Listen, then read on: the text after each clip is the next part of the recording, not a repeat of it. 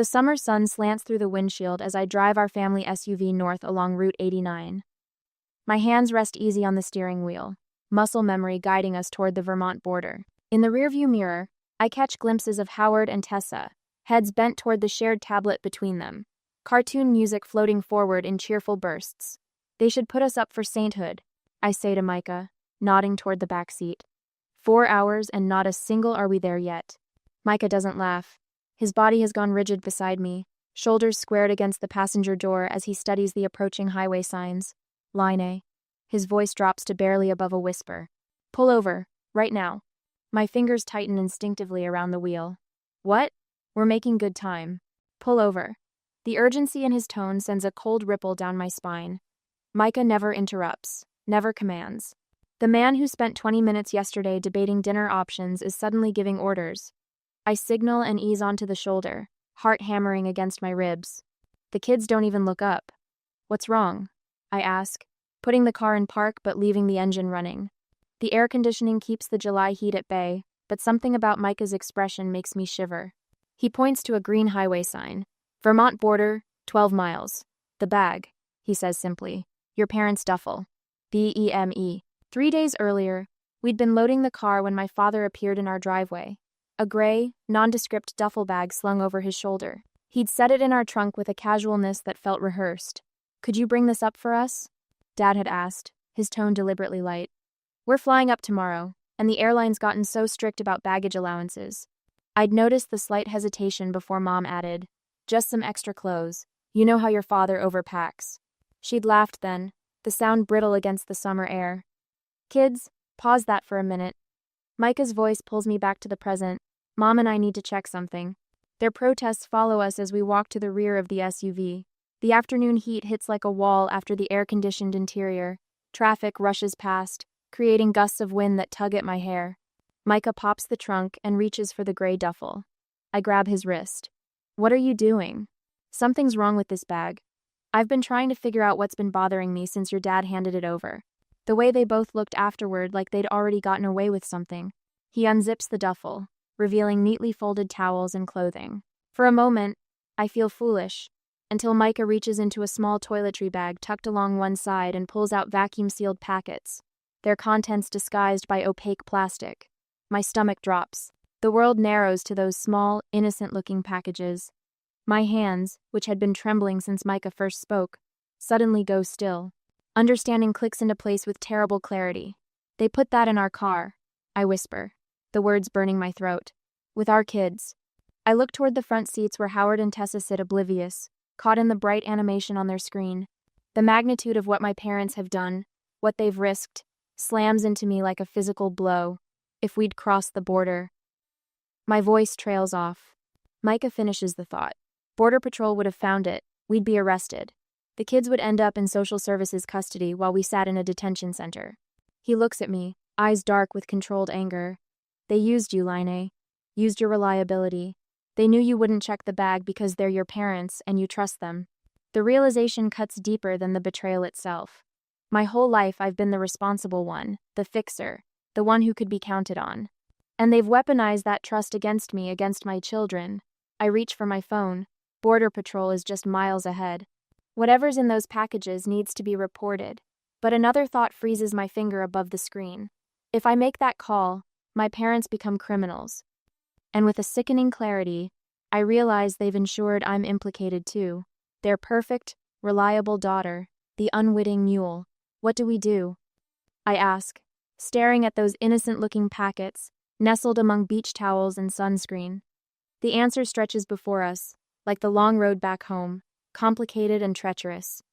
One thing is certain, everything has changed. 15 minutes later, the summer heat fades to a dull throb as I drive our SUV away from the border, my hands gripping the steering wheel so tightly my knuckles turn white.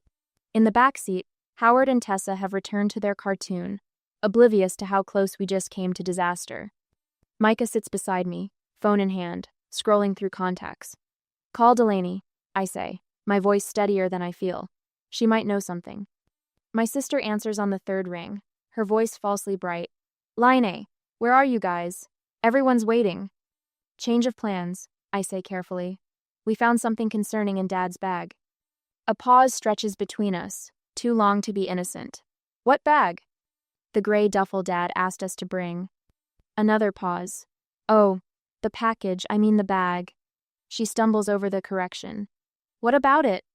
The road blurs before me. My sister's slip echoes in my ears like a gunshot.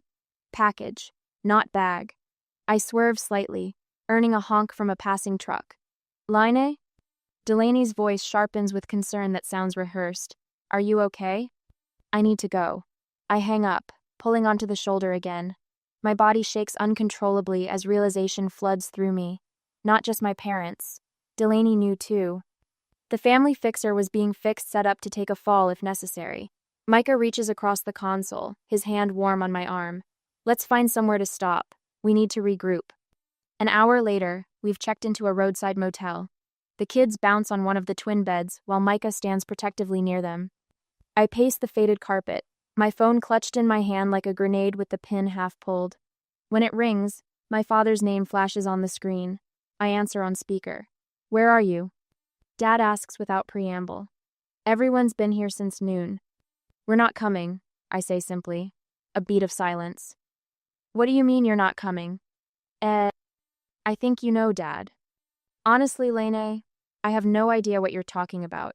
His confusion sounds genuine, but I've witnessed his performances before. Like when he convinced our elderly neighbor he'd never borrowed her lawnmower, despite it sitting in plain view in our garage. Mom's voice cuts in, closer to the phone now. Honey, everyone's been waiting for you. Your aunt drove all the way from Pittsburgh. Ken. We found what's in the duffel bag, I say flatly. The silence that follows speaks volumes. No questions about what I mean, no confusion. Just silence. Whatever you think you found, Dad begins. Don't. My voice cracks. Don't lie to me anymore. Now listen here, his voice hardens. After everything we've done for you, we're paying for Kyle's private school tuition because your sister can't. I hang up, my hands trembling again. The familiar weight of family obligation presses down on me, but for once, it's outweighed by something else: fear for my children. They could claim you knew? Micah says quietly, moving away from the kids who are now engrossed in the motel television. If we'd been caught at the border, they could say you agreed to transport it. The reality of our situation lands like a physical blow. Criminal charges. Our children taken away while we sit in a detention center. My lifelong role as the responsible one in the family the fixer has escalated to potential criminal liability. Remember last month when they asked us to help with Kyle's tuition? I whisper. $3,000 we couldn't really spare? Micah nods, pulling out his phone. Look at this text from your mother this morning. The message glows accusingly on his screen.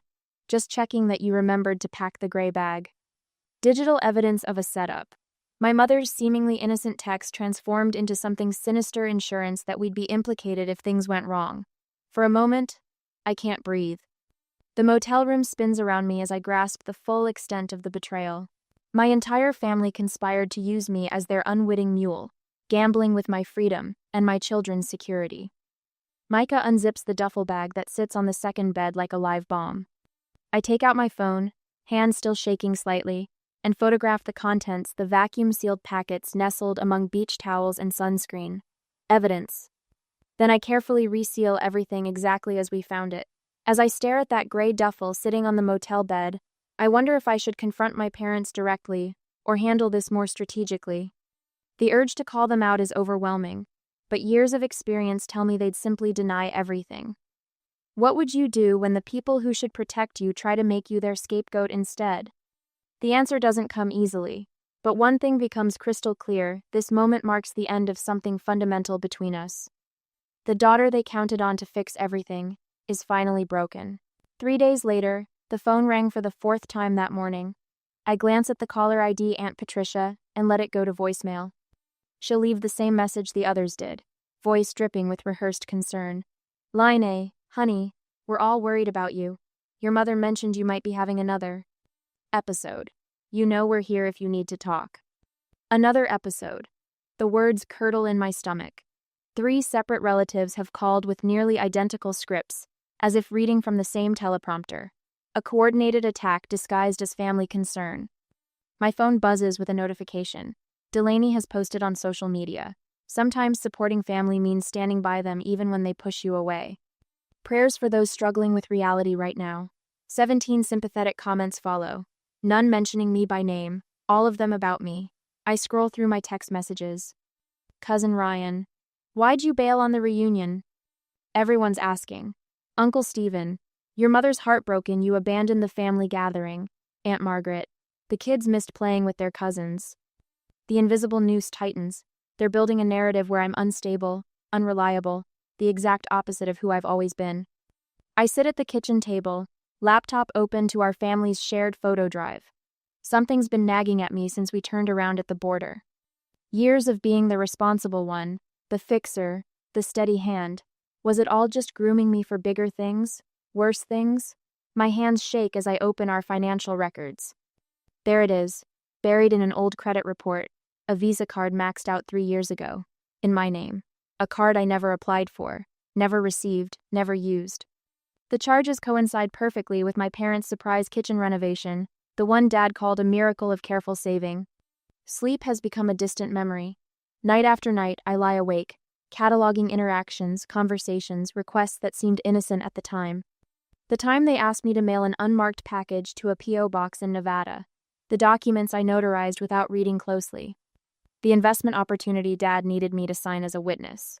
You're so reliable, Lainey. Not like your sister, Mom would say. You've always been our rock, their safety net, their fall guy. I've started a spreadsheet, dates, requests, patterns of manipulation, a timeline of exploitation spanning decades. The evidence mounts with each entry, each memory re-examined through this terrible new lens. Something tugs at my sleeve. Howard stands beside me, his 6-year-old face solemn beneath tousled hair. He holds out a crayon drawing 4 stick figures holding hands. It's us, he explains, pointing to each figure. Daddy, you, me, and Tessa. Across the bottom, in wobbly kindergarten letters, we don't need anyone else. I gather him into my arms, his small body warm against mine. For a moment, the knot in my chest loosens. This simple truth from a child's mouth. We are complete. Just us. We don't need anyone else. Later, Micah and I stand in the kitchen, voices low to keep from waking the children. The evening shadows stretch across the tile floor as we deliberate our next steps.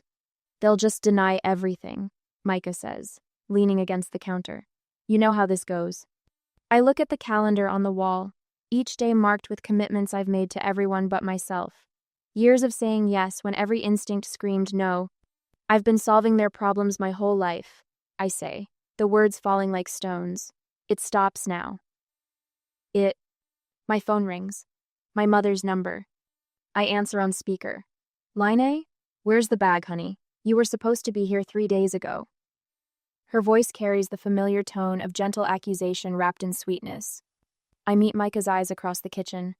We dropped it off at your house the other day without notifying anyone, I say, my voice steadier than it's been in days. If it was that important, you should have carried it yourself. What are you talking about? We need that. No, Mom. You don't get to do this anymore. Lainey Elizabeth, I don't know what's gotten into you, but your father and I press the red button, cutting her off mid-sentence. No justifications, no explanations, just a boundary, firm and clear. Micah stares at me, surprise and something like pride crossing his face. I realize I'm standing straighter, shoulders back, chin lifted. For the first time since we discovered the hidden packages, I meet his gaze directly, without flinching. An hour later, the phone rings again. I silence it without looking. Sarah called. Micah says, mentioning his mother. They want us to use their guest house in Asheville. No questions asked. Stay as long as we need. The contrast hits me like a physical blow, this immediate, unconditional support versus my family's web of manipulation and conditions. I'll handle the logistics, Micah continues. You focus on the kids. For once, I don't argue. Don't insist on managing everything myself. Thank you, I say simply, accepting help without the weight of guilt. I've carried my entire adult life.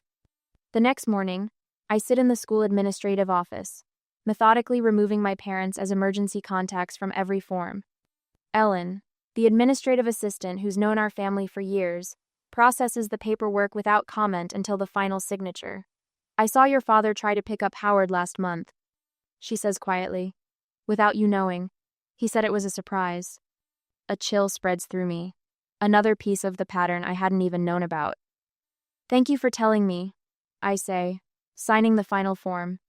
As I stand to leave, my phone chimes with a text from the school's automated system. Alert. Dale and Marla Westbrook have arrived to collect Howard and Tessa McCarthy. I freeze, staring at the screen. The war has begun. I arrived at the school main hall 2 minutes after receiving the text. My hands grip the emergency contact paperwork as I stride through the front doors, past the colorful bulletin boards announcing the upcoming science fair.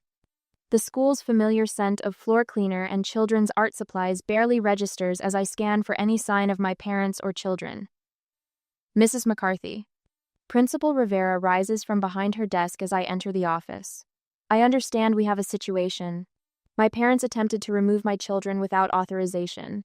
I place the documents on her desk, my voice steadier than my heartbeat. I removed them as emergency contacts today. Here's the documentation, along with a timeline of concerning behaviors. The timeline sits between us 3 pages of meticulously documented incidents spanning back 2 years. Next to it, I place my phone with the photos of the hidden packets.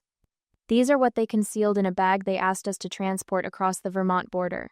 I flip through the images, noting how Rivera's expression shifts from professional concern to genuine alarm.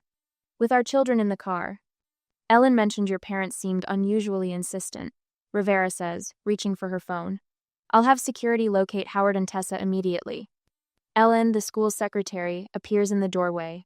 Those grandparents were adamant about taking the children for ice cream. When I explained our procedures, the grandfather said something about family matters being private business.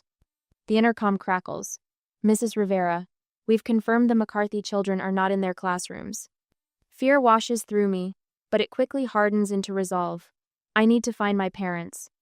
James is meeting us there, Micah says when I call him from the parking lot 2 minutes later. His brother had offered to accompany us immediately after hearing about the unauthorized pickup attempt. He's in uniform. Thought that might help keep things civil. 20 minutes later, we pulled into my parents' driveway, their second house, here in Pittsburgh. Their silver Lexus sits in the circular drive, freshly washed as always. The house looks exactly as it has for 30 years, pristine white siding, black shutters, and perfectly trimmed hedges that have never been allowed to grow an inch beyond my father's specified height. James's police cruiser arrives just as we're getting out. The sight of his uniform gives me an unexpected surge of confidence as we approach the front door. We find them in the living room, surrounded by shopping bags from expensive toy stores. Howard's eyes widen at the sight of a remote-controlled helicopter still in its packaging. Tessa clutches a doll that costs more than our monthly utility bill. There you are. Dad's voice booms with forced joviality that doesn't reach his eyes. We thought we'd surprise the kids with a grandparent day. By attempting to remove them from school without permission? My voice remains controlled, each word precise. Just having some grandparent time, Dad says, defensive aggression creeping into his tone. Since you decided to skip the family reunion. Mom steps forward, placing her hand on Tessa's shoulder. We bought some little presents. Nothing wrong with spoiling our grandchildren, is there? James moves slightly to his left, positioning himself between my parents and the children. I notice him taking in the mountain of expensive gifts, his eyebrows rising slightly. Howard, Tessa, Micah says calmly, please go wait in the hallway while we talk to Grandma and Grandpa. The children hesitate, clearly torn between their new treasures and their father's instruction. Now, please, I add, keeping my tone light but firm. Once they're out of earshot, I turn to my parents. You were removed as emergency contacts. You knew that attempting to take them was unauthorized. Such dramatic language. Mom laughs, the sound brittle against the tension in the room. Unauthorized, as if we're strangers and not family. James discreetly photographs the pile of gifts with his phone. Later, he'll point out that the expensive items far exceed what my parents claim as income on their tax returns, information he's privy to after helping them with financial paperwork last year. We're leaving now, I say. The children will not be returning here without supervision. Standing in my parents' living room, watching them shower my children with gifts, I wonder, should I expose their smuggling attempt right there, or quietly extract my family and cut ties permanently? The satisfaction of confrontation tempts me, but would it bring the closure I needed? The gray duffel, I say suddenly, watching Mom's carefully composed face crack slightly. Where is it now? Dad's eyes flick toward the garage door briefly before he recovers. What duffel? You're not making sense, Line. Mom steps closer, lowering her voice. Honey, are you feeling all right? You seem stressed. Micah has already gathered the children in the hallway. James positions himself near the front door, his presence a silent reminder of consequences. We'll be filing a report about the attempted unauthorized pickup, James says professionally, for documentation purposes. This is family business, Dad snaps, color rising in his face. It became a legal matter when you attempted to remove children from school without parental consent, James replies evenly. We exit without a scene, our coordination preventing any further manipulation in front of the children. In the car, Howard asks if he can keep the helicopter. I exchange a glance with Micah through the rearview mirror. We'll talk about it later, buddy, I say, watching my childhood home recede in the side mirror. That night, after the children are asleep, my phone lights up with a call from Delaney. Her voice sounds panicked, words tumbling out in a rush. Lane, they're planning another border crossing. Tomorrow. And they're furious you left the bag. The next day, the doorbell rang at 8 in the morning. I'd been expecting them. Through the frosted glass, I could make out two figures. One tall, one shorter standing with an unnatural stillness that suggested rehearsal. Are the kids at Carol's? I asked Micah, who nodded from his position by the kitchen doorway. Dropped them off 20 minutes ago. Howard wanted to know why they couldn't say goodbye to Grandma and Grandpa. What did you tell him? That some goodbyes are better when they're quiet. I opened the door to find my parents wearing expressions of practiced contrition. Mom had applied foundation too heavily, the beige paste settling into the worry lines around her mouth. Dad stood with his shoulders slumped, hands clasped before him like a penitent schoolboy, a posture I'd never seen in 63 years of his life. Line, sweetheart. Mom stepped forward as if to embrace me, but I remained firmly in the doorway. Her arms dropped awkwardly to her sides. We've been so worried. Can we come in? Dad asked, his voice softening in a way that once would have melted my resolve. There's been a terrible misunderstanding. I stepped aside, allowing them into our living room, but not offering coffee or the usual comforts of hospitality. They perched on the edge of our sofa like visitors, not family. We know things got complicated, Mom began, dabbing at eyes that remained suspiciously dry. But we never meant to put you or the children in any danger. Dad leaned forward, his voice dropping to a confidential whisper. It was just a favor for an old friend. One last thing, and then everything can go back to normal. Normal, I repeated, the word feeling foreign on my tongue. We've already spoken to Dr. Patterson, Mom added, naming our family physician of 20 years. We mentioned your episodes, the increasing instability. Episodes. My voice remained flat. Honey, we're concerned. These accusations, this paranoia. Dad shook his head sadly. It's not like you. You're right about that, I said, walking to the side table where my laptop waited. It's not like me at all. The old line would have believed you. The old line would have done anything to keep the peace. I opened the computer and hit play on an audio file. My father's voice filled the room. Just put it in your trunk. No one checks family cars at the border. Mom's eyes widened. You recorded us? That was just the beginning, I said, opening a folder on my desktop. Here's the documentation from Howard's school about your unauthorized pickup attempt. The principal remembers Dad claiming I was too unstable to care for my own children.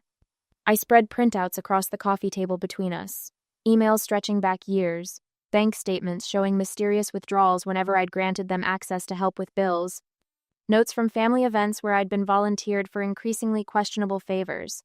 23 years of using me as your safety net, your fixer, your scapegoat, I said, my voice steady despite the anger burning in my chest. And then you tried to make me your mule. Lane, you're blowing this completely out of proportion, Dad began, but his voice lacked its usual authoritative edge. I'm not your safety net anymore, I continued, standing taller with each word. I'm not your fixer, and I'm certainly not your mule. The living room felt smaller somehow, the walls pressing in as 2 decades of unspoken truths filled the space between us. Through the window, I could see our neighbor Carol's backyard where my children played. safely distanced from this necessary poison. You have two options, I said, placing my phone on the table. You can leave now and never contact us again, or I call James and report your smuggling attempt. Dad rose to his full height, attempting the intimidation tactic that had worked throughout my childhood. You wouldn't dare. We're your parents. I didn't flinch. Try me. After everything we've done for you, Mom whispered, tears finally appearing on cue. The sacrifices we made. That's the problem, I replied, moving to block the doorway as they instinctively retreated. You've never done anything without expecting twice the return. Something shifted in that moment. I seemed to grow larger, while my parents shrank before me, their manipulations transparent as cellophane in the morning light. They'd never been the giants of my childhood, just ordinary people who'd discovered an extraordinary tool in their daughter's loyalty. We're moving to Asheville next week, I said, opening the front door. Don't contact us again. Dad's face hardened. You'll regret this. When you need us. I stopped needing you the moment you put my children at risk. I held the door wider. Goodbye. They left without another word. Two diminished figures walking down our driveway for the last time. 7 months later, I sat on the porch of our Asheville home, laptop balanced on my knees. In my inbox, a message from Delaney glowed with artificial urgency. Line, they arrested Mom and Dad at the border yesterday. Something about contraband. They need money for legal defense. Please call me as soon as possible.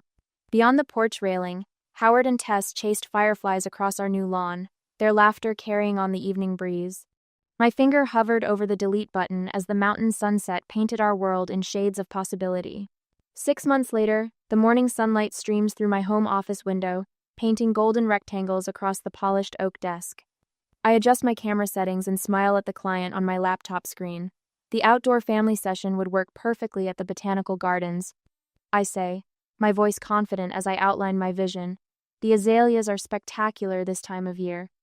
After we disconnect, I lean back in my chair, savoring the quiet satisfaction of another booking for McCarthy Photography. 6 months in Asheville, and my client list grows weekly.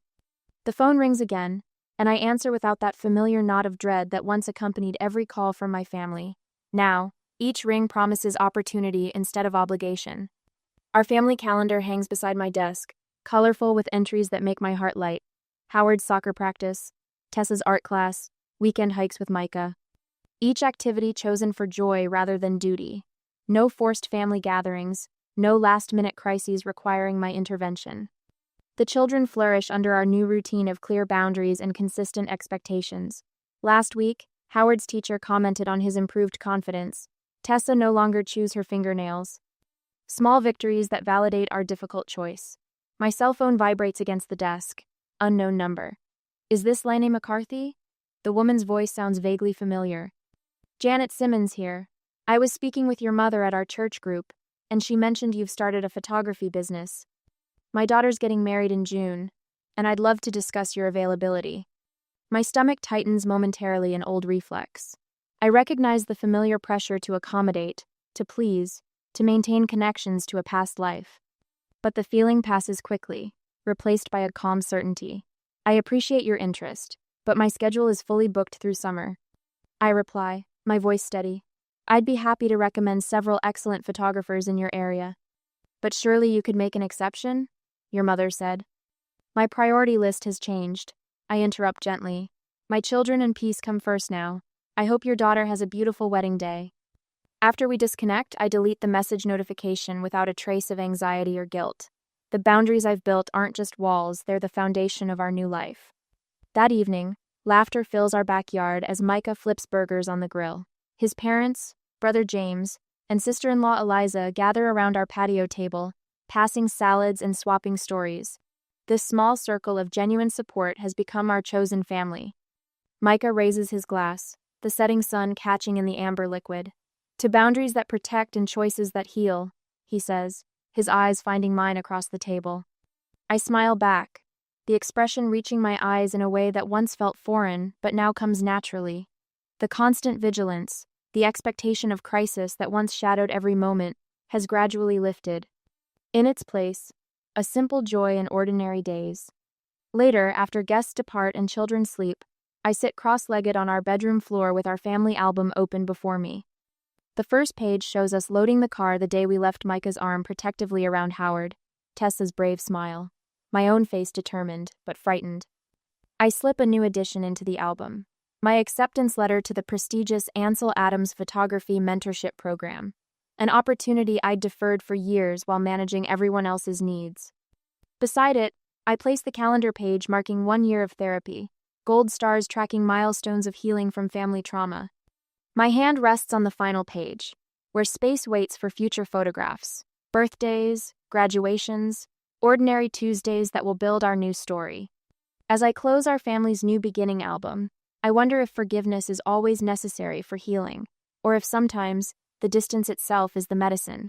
What would you choose? To forgive those who used you, or to focus entirely on building your new life free from their influence?